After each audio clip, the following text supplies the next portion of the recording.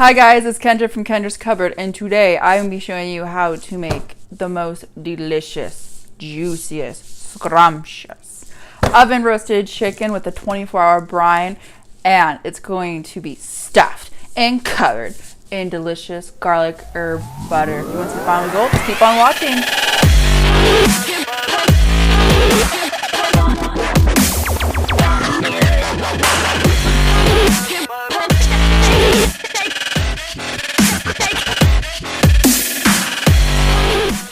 Okay, so the first thing we need to do is make a brine. A brine, 24 hours, makes the chicken so incredibly juicy. I cannot explain what a difference a brine makes. And a brine is usually water or chicken broth with a ton of salt that you let your chicken sit in, soak overnight. Now this brine that I do, and I'm going to show you, I use also for my turkey for any major holidays that I use a turkey. And it's amazing. So, let me show you.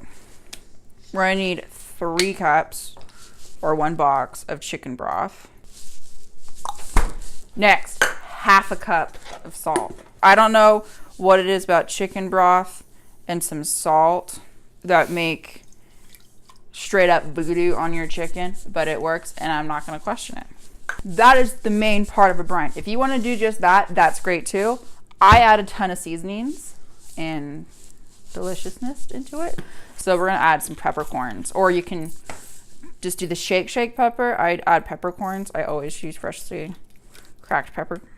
Add some rosemary, not a lot because we crush this up. Some more thyme. Oh no, oh no. I have a lot more thyme. I use thyme almost in every recipe I make. We good. Now we're gonna bring this to a boil. Let it boil for about 2-3 minutes until the salt dissolves. Then you're gonna take it off the heat and slide it off and let it cool for about an hour. So I shall see you in a minute. During the time it took for this to cool, my contacts decided to be difficult. Now we're in my glasses because I'm blind as hell. So we're gonna take it and then we're gonna grab, yuck.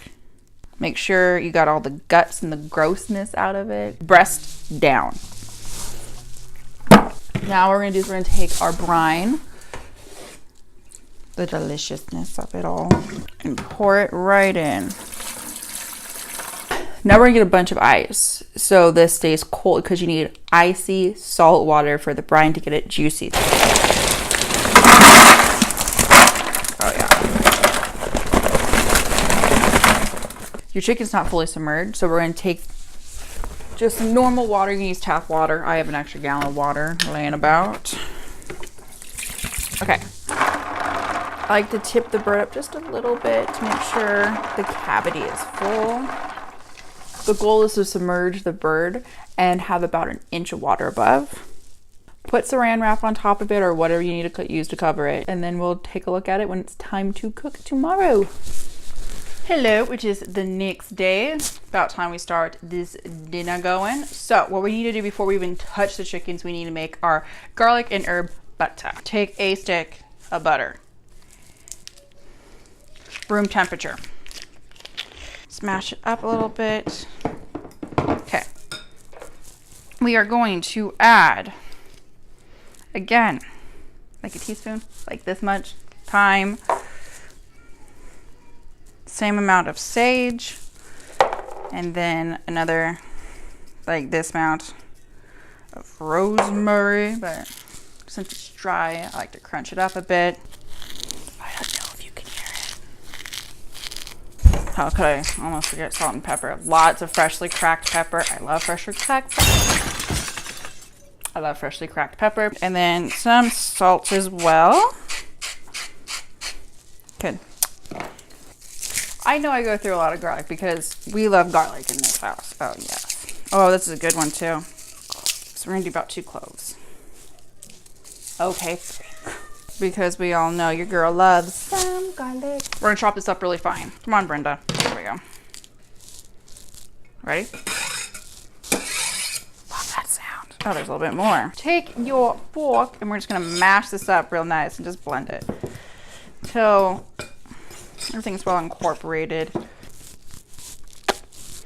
Awesome. So what we're going to do now is we're going to take our chicken out of the brine. What you want to do is when you take it out of the brine, you need to also rinse it out and make sure to rinse out the cavity really well to get all the extra just yuck and let it drain. We're going to put on a plate and we're going to pat it dry. What I'm going to use though, just to help the draining process, I'm going to put on this rack. Okay, let's pat it dry. Open up the wings and the legs. There's two ways to do this. You can either put the garlic herb butter inside under the skin or on top, or you can put this under the skin and then just do some salt and pepper on top. It's up to you. But what I like to do is you take a spoon and peel up the skin and just break the skin loose from the meat as far down as you can go. Again, I just kind of pull up, go down. You don't want to break the skin, you just want it to get loose. Okay. I like to mash it down just a little bit. And we're going to shove this under the skin. Now, I like to do the herb butter underneath because sometimes the skin will fall off the chicken and it won't get the seasoning if you just put it straight on the skin. So I like to stuff the inside with the herb butter so it's just flavorful throughout. Then I'm just gonna spread it a little, spread some on the leg, get some on the wings, and then of course spread it all over your bird. Okay, so now we need to preheat our oven, which I should have done earlier. Preheat our oven to 400. Okay, now we're gonna take our roaster and we're just going to add just a little bit of butter. Just get in it. Just get in it. There we go. So what we're going to do now is we're going to put this in the oven. Our chicken, just as so.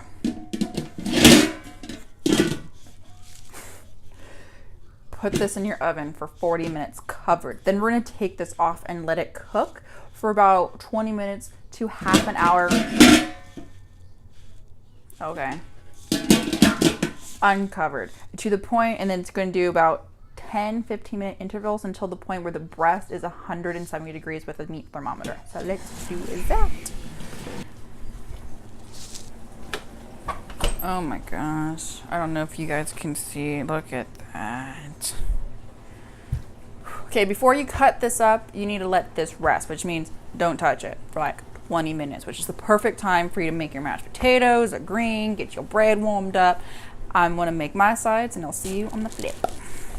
Here's the final result, guys. I hope you like this recipe. It's one of my absolute favorites. It's that comfort meal that you can make completely from scratch. I hope you truly enjoy it because I know I do. You can double the recipe, the brine and the herb butter for turkeys. I use it for any time I make a turkey. And please let me know in the comments below if you tried it and how it worked for you. And thanks for stopping by, guys.